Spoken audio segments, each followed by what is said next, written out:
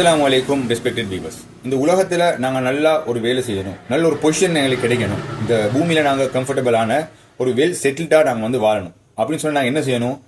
ஸ்டார்ட்லேருந்தே நான் கஷ்டப்பட்டு படிக்கணும். ஏன்னு சொன்னால் எங்களுக்கு ஏ லெவல் எக்ஸாம்னு சொல்லி ஒன்று ஃபியூச்சரில் வரும். அந்த எக்ஸாம் மிகவும் கஷ்டமாக இருக்கும். அந்த எக்ஸாமில் பாஸ் ஆகினா தான் எங்களோட அந்த குறிக்கோள், எங்களோட ஃபியூச்சர் அம்பிஷன் நோக்கி எங்களுக்கு செல்வதற்கான ஒரு அஸ்திவாரம் தான் இந்த ஏ லெவல் எக்ஸாமாக இருக்க போகுது. இந்த உலகத்தில் நாங்கள் நிம்மதியாக வாழணும், இல்லாட்டி ஒரு வெல் செட்டிலாக நாங்கள் வாழணும்னு சொன்னால் இந்த ஏ லெவல் எக்ஸாம் அப்படி சொல்கிறதுக்கு நாங்கள் எவ்வளோ கஷ்டப்பட்டு நாங்கள் ப்ரிப்பரேஷன் பண்ணணும்.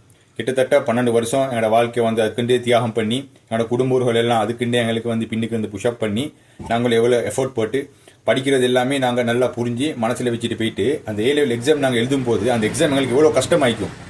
அப்போ உலகத்தில் ஒரு அந்தஸ்து எங்களுக்கு கிடைக்கணும்னு சொன்னால் அப்படி தரப்பட்ட இந்த ஏ லெவல் எக்ஸாம் இவ்வளோ கஷ்டமாக இருக்குது. இதுக்கு இத்தனை வருஷத்தை நாங்கள் தியாகம் பண்ணி நாங்கள் படிச்சுட்டு இருக்கிறோமே. இப்போ மறுமையில் எல்லாம் சுகணும்னு சொல்லி அவங்களுக்கு வச்சிருக்கிறானே, அதுக்கு நாங்கள் எவ்வளோ கஷ்டப்படணும், அதுக்கு நாங்கள் எவ்வளோ எஃபோர்ட் போடணும் அப்படின்னு சொல்லி கரெக்டாக நாங்கள் யோசிச்சு பார்க்க வேண்டிய ஒரு காலகட்டத்தில் நாங்கள் இருக்கிறோம்.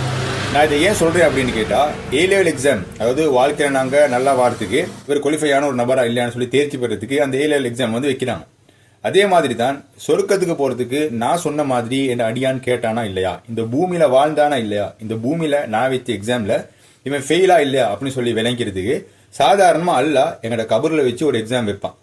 அப்போ உலகத்தில் எங்களுக்கு ஒரு அந்தஸ்து கிடைக்கணும்னு சொன்னால் ஏ லெவல் எக்ஸாம், ஆனால் மறுமையில் எங்களுக்கு சோனம் கிடைக்கணும்னு சொன்னால் அது உலகத்தில் அந்தஸ்து கிடைக்கிற மாதிரியா வாயில் சொல்கிறதுக்கு வார்த்தையே இல்லை.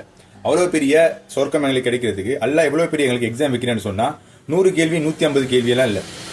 முக்கியமாக சில கேள்விகள் அதிலே மிக முக்கியமாக எங்களோட நபி யாருன்னு கேட்பான்ல, அதே மாதிரி மிக முக்கியமாக ரப்பை பற்றியும் தீனை பற்றியும் எல்லாம் கேள்வி கேட்பான். இதை பற்றி நாங்கள் அதிகமாக யாரும் பேசப்படாட்டியும் ஏன்னு கேட்டால் இதெல்லாம் ஒரு சர்வ சாதாரணமான ஒரு விஷயம் அப்படின்னு சொல்லி நாங்கள் நினச்சி வச்சுருக்கிறோம்.